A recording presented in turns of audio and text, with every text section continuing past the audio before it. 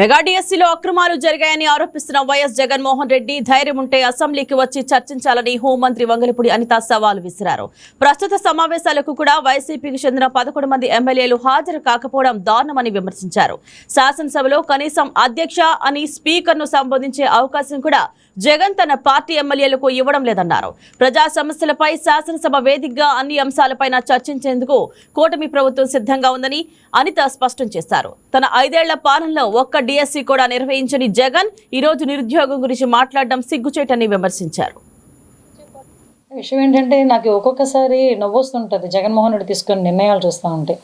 ఒకనొక సందర్భంలో మీకు గుర్తుందో లేదో, గొడలపాటి నాయకుడు సీఎంగా ఉండేటప్పుడు 19 to 24 మధ్యలో ఇదే కౌన్సిల్ని రద్దు చేయాలని ప్రకటించిన వ్యక్తి.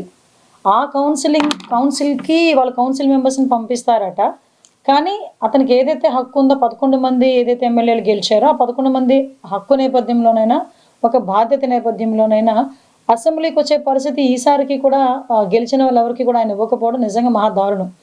ఏ ఎమ్మెల్యేకైనా ఎమ్మెల్యేగా గెలిచి నియోజకవర్గంలో ఎమ్మెల్యే అవ్వటం ఎంత గొప్ప. ఆ నియోజకవర్గ సమస్యల గురించి మాట్లాడడం కానీ రాష్ట్ర సమస్యల గురించి మాట్లాడే క్రమంలో అసెంబ్లీలో అధ్యక్ష అనడం కూడా అంతే గొప్పగా ఫీల్ అవుతారు. అంటే జగన్మోహన్ రెడ్డి కాక వెనకాతలున్న 10 మంది ఎమ్మెల్యేలు కూడా నిజంగా చెప్పని దురదృష్టవంతులు.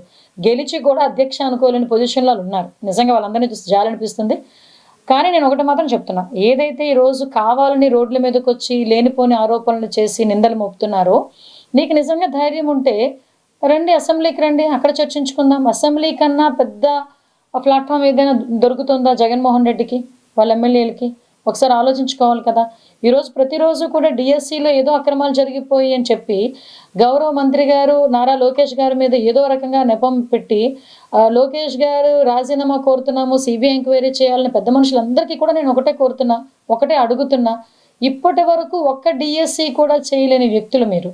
లాస్ట్ 5 సంవత్సరాల్లో 19కి బిఫోర్ ఎలక్షన్ క్యాన్వాసింగ్లో మెగా డిఎస్సీ అని పేరు చెప్పి తీరా అధికారంలోకి వచ్చిన తర్వాత మెగా డిఎస్సీ లేదు, ఏమీ డిఎస్సీ లేదని చెప్పి 5 సంవత్సరాలు కూడా ఒక్క టీచర్ పోస్టు కూడా తీయకుండా ఈరోజు కూటమి గవర్నమెంట్ వచ్చిన తర్వాత 150 రోజుల్లో మొదటి సంతకం డిఎస్సీ మీద పెట్టాం. 150 రోజుల్లో సుమారుగా 16,000 మందికి టీచర్ ఉద్యోగాలు ఇచ్చిన ఘనత కూడా ఎన్డీఏ గవర్నమెంట్కి దక్కింది.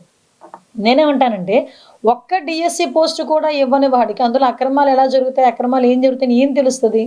పోనీ మీరందరూ కూడా కోర్టులకు వెళ్ళారు కదా, మీ సొంత పార్టీ ఎమ్మెల్సీ కోర్టుకు వెళ్తే కోర్టు ఏ రకంగా మొట్టికాయలు ముట్టారో మీకు చూసుకున్నారు కదా. అంటే ఆఖరికి ఒక బాధ్యతాయుతమైన గవర్నమెంట్లో మేము ఉన్నాం కాబట్టి, ఎన్డీఏ గవర్నమెంట్ ఉంది కాబట్టి ఏవైతే ఆరోపణలు చేశారో ఆరోపణలన్నిటికీ కూడా ఒక్క కేస్ బై కేస్ చాలా క్లియర్గా అధికారులే బయటకు వచ్చి దానికి ఎక్స్ప్లెనేషన్ ఇచ్చారు, దానికి విత్ ఎవిడెన్స్ చూపించారు. అయినప్పటికీ కూడా ఈరోజు బేస్లెస్ ఆరోపణలు చేసి ప్రజల్లో ఒక ఆందోళన క్రియేట్ చేయడానికి తప్పించి అందులో ఇంకేమీ లేదు. క్లియర్గా చెప్పాలంటే ఎంతో కష్టపడి ఈ ఉద్యోగం సంపాదించుకోవడానికి 5 సంవత్సరాలు వెయిట్ చేశారండి.